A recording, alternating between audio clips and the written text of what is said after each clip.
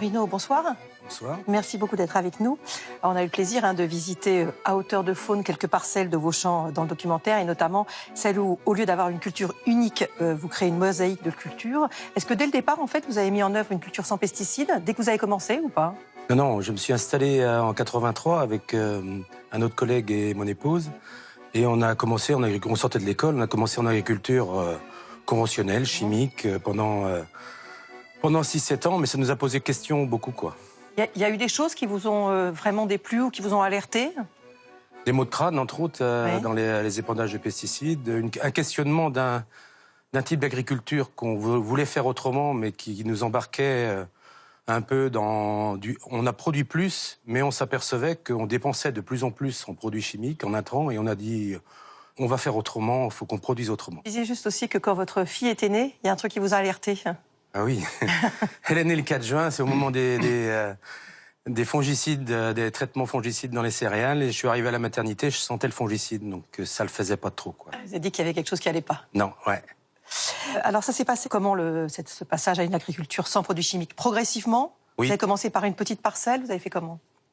On a commencé en bio par des volailles et 15 hectares qu'on a essayé.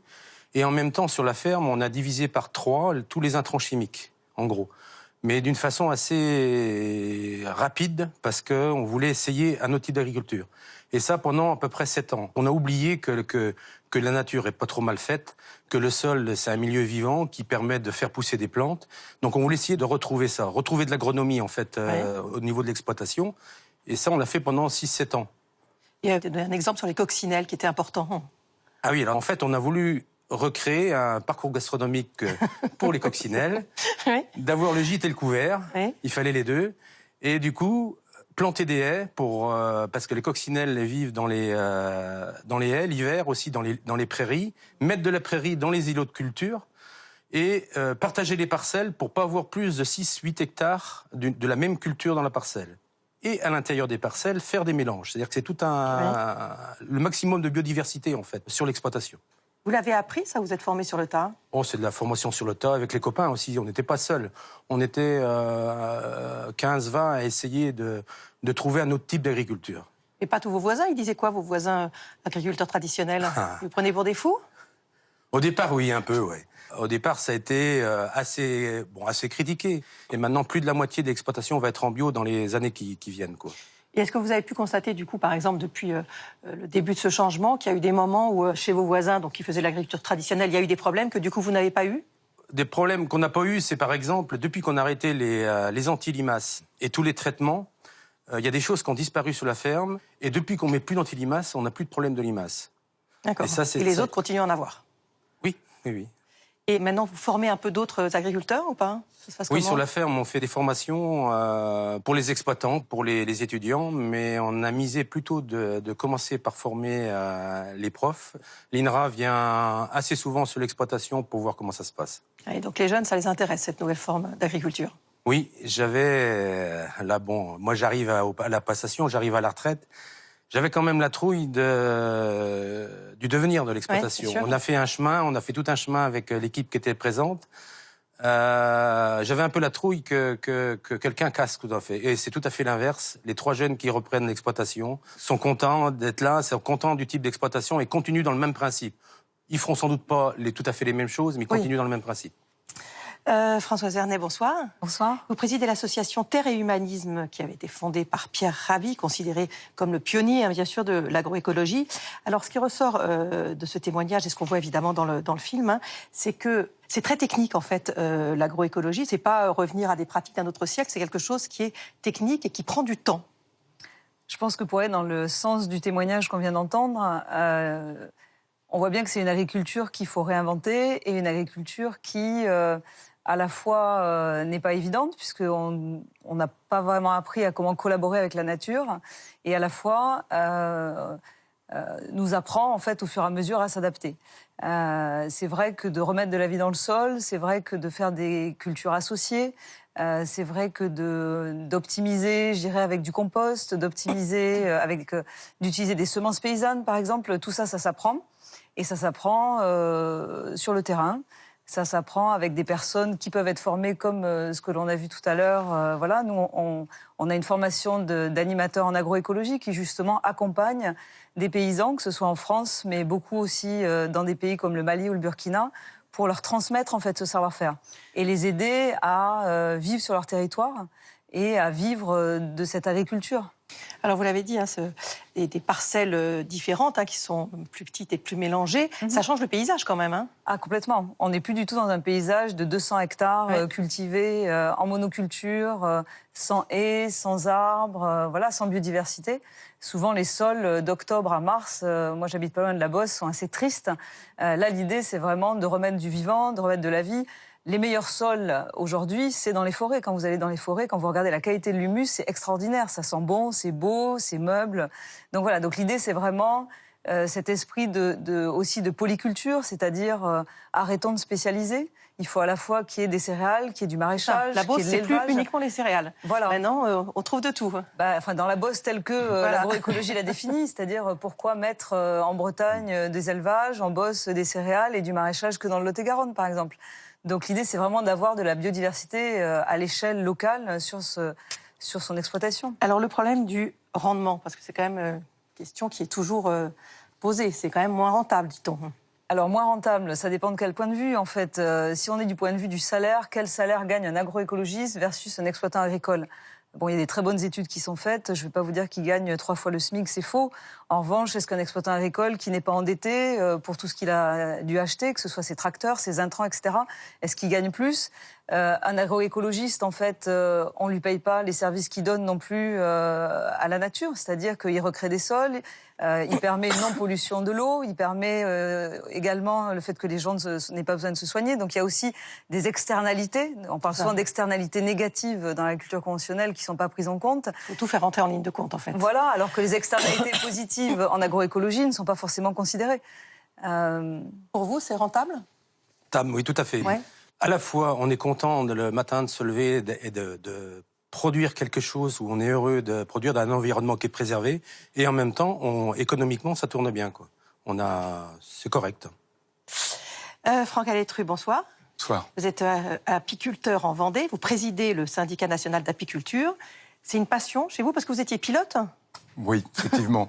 Comment on passe de pilote à apiculteur ? En prenant un virage dans la vie, vous voyez, à 180 degrés et pas à 180 km/h. Ouais.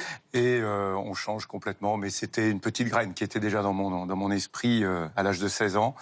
Et à un moment donné, j'ai décidé de changer de vie et d'être en communion totale avec la nature et l'environnement.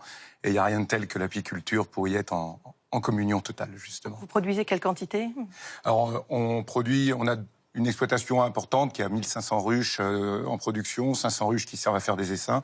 On produit une 50aine de tonnes à peu près sur l'entreprise, et on en conditionne une 100aine. D'accord. Alors, on a vu une question effectivement qui est très relayée dans les médias. C'est la situation des abeilles dans notre pays qui est tout à fait alarmante. Le taux de mortalité est anormalement élevé ? Oui, alors effectivement, c'est un problème récurrent depuis plus de 20 ans, avec l'arrivée de nouvelles familles de pesticides extrêmement redoutables. On assiste de façon dramatique à un effondrement des populations. C'est quoi les chiffres à peu près de la mortalité ? Là, justement, on est en train de faire des statistiques parce qu'il y a eu des pertes terribles cet hiver et ce printemps. On a des zones où il y a jusqu'à 70% de pertes.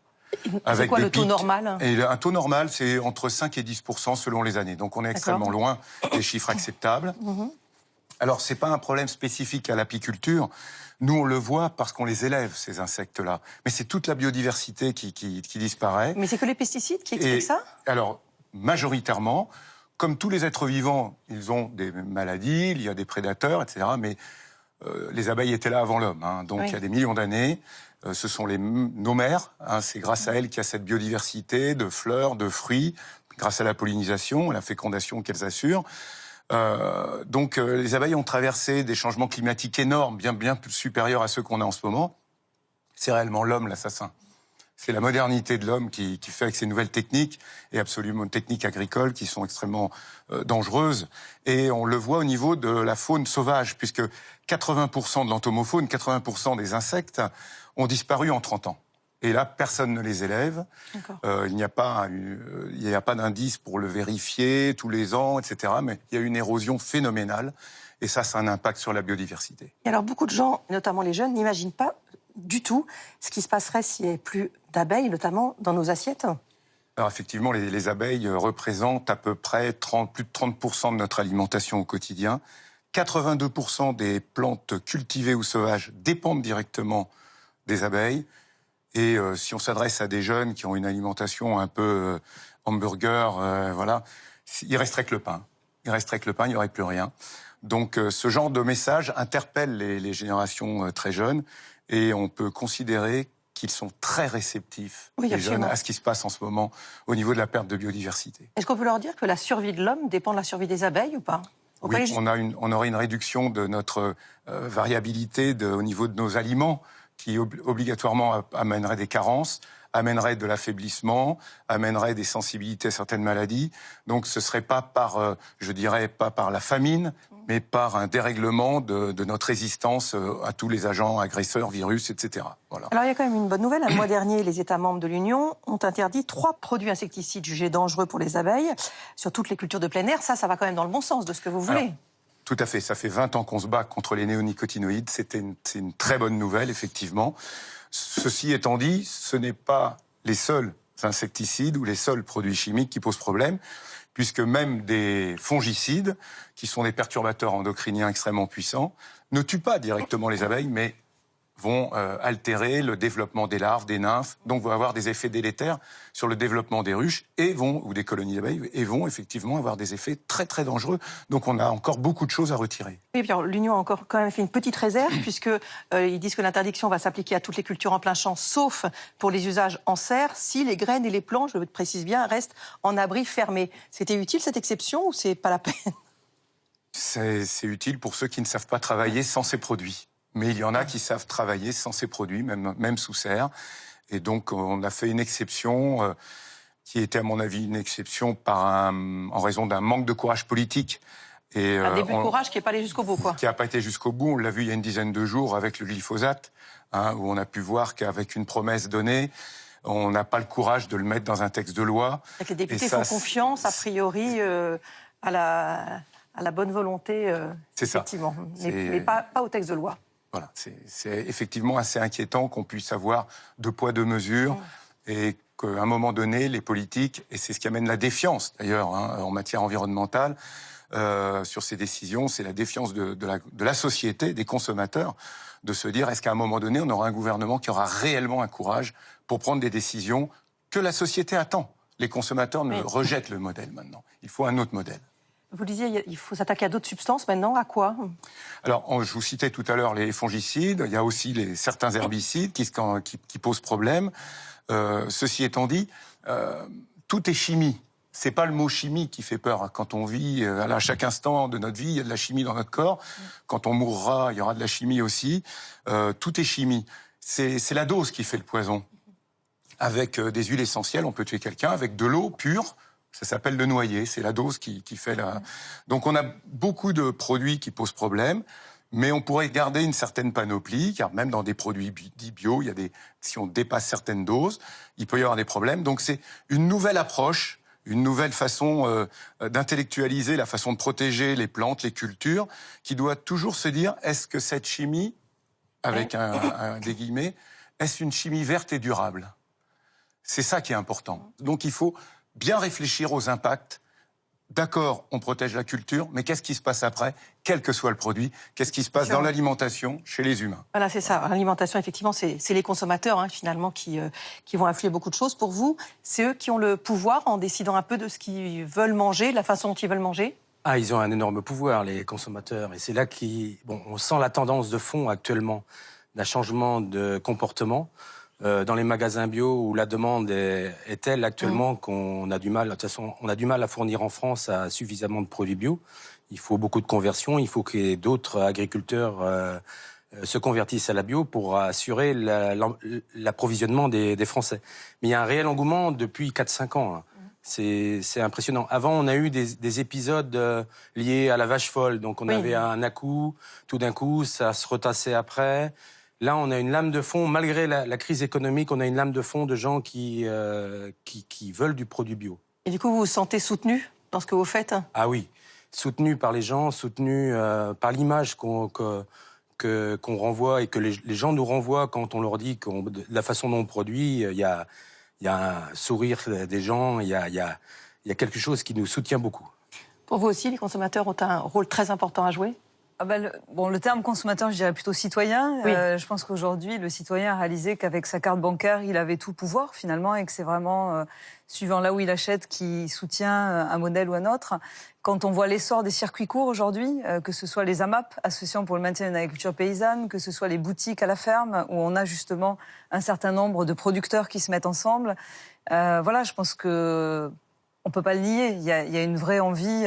Nous, on accueille des citoyens tous les jours chez Terre et Humanisme et ils sont admiratifs, ils ont envie de comprendre, ils ont envie de mesurer les enjeux, de voir comment il y a une intelligence de la nature qu'il faut écouter et qu'il suffit de reproduire, en fait, en la respectant. Mais il faut qu'ils acceptent de manger autrement, éventuellement de manger moins souvent de la viande, de manger plus varié. C'est ça aussi qui est important. Exactement. L'idée, c'est pas de copier-coller le modèle, c'est-à-dire de dire je mange comme ça et aujourd'hui je fais exactement la même chose en bio. Je pense qu'on a suffisamment compris l'enjeu autour de la viande. Pour nourrir aujourd'hui le cheptel, il faut faire venir du soja. C'est du soja qui est cultivé en Amérique du Sud, donc ça n'a pas de sens. Donc on a écrit un livre qui s'appelle Manger moins et mieux de viande, parce que voilà, l'idée c'est vraiment de... Quitte à acheter de la viande, autant acheter de la viande produite localement, de bonne qualité. Manger moins souvent, voilà. Et du coup, financièrement, les consommateurs s'y retrouvent aussi. Exactement, c'est aussi de s'alimenter, par exemple, avec du riz et des lentilles. Aujourd'hui, en Inde, il y a des milliards de gens qui vivent comme ça, donc c'est tout un modèle à réinventer. Quand on nous dit les produits bio, c'est cher, je suis pas d'accord, je partage pas ça. Je pense que... C'est peut-être individuellement, mais en fait, dans le panier global, on s'y retrouve. Voilà, et puis surtout, c'est-à-dire que quand on achète en circuit court en bio, le producteur maraîcher, quand il vend 1 € un kilo de légumes, quand vous lui achetez un circuit court, il a 1 €. Quand il le vend en grande et moyenne surface, il va avoir 15 centimes. Donc, quel modèle on veut à côté de chez nous?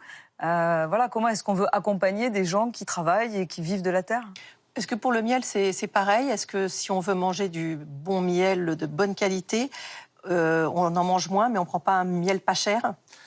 Alors effectivement, là, sur le miel, on voit qu'aujourd'hui, il y a du miel à deux niveaux. Hein, avec des miels qui sont avec une traçabilité extrêmement floue. Heureusement, là encore, l'Europe vient de prendre une décision très claire qui a décidé que nous ayons un étiquetage précis sur l'origine des provenances. Donc ça, c'est extrêmement important. Et au niveau de la qualité aussi, il y a des miels qui sont des miels, je dirais, industriels, qui sont fabriqués complètement. Qui sont moins chers. Et qui sont extrêmement à des prix tellement bas qu'on ne peut pas considérer que ça puisse être du miel, parce qu'il y a quand même un prix de revient minimum. Et là, il faut que les consommateurs s'en méfient. Et c'est ce qui se passe. C'est ce qui se passe. Il y a un rejet de ces produits premier prix et il y a une demande énorme justement d'aller à la source, d'aller chez l'apiculteur pour avoir une traçabilité et la garantie d'avoir un produit qui soit vraiment du miel. Et les consommateurs qui vont choisir de manger bio, c'est eux qui pourront sauver les abeilles? Avec sa fourchette, on peut changer le monde. Très bien, merci beaucoup à tous les trois d'avoir participé à cette émission qui clôture notre saison du Monde en face. Je voudrais mentionner le livre de l'association Terre et Humanisme, le manuel des jardins agroécologiques. Soigner la terre, mieux nourrir les hommes, c'est aux éditions Actes Sud. Il va être possible de revoir évidemment les 2 documentaires, La face cachée du Biolocauste et Le petit peuple des champs. Et puis notre débat évidemment sur le site France TV. Moi je vous donne rendez-vous à la rentrée pour de nouvelles émissions du Monde en face. D'ici là, passez un excellent été et en attendant une très bonne soirée. Au revoir.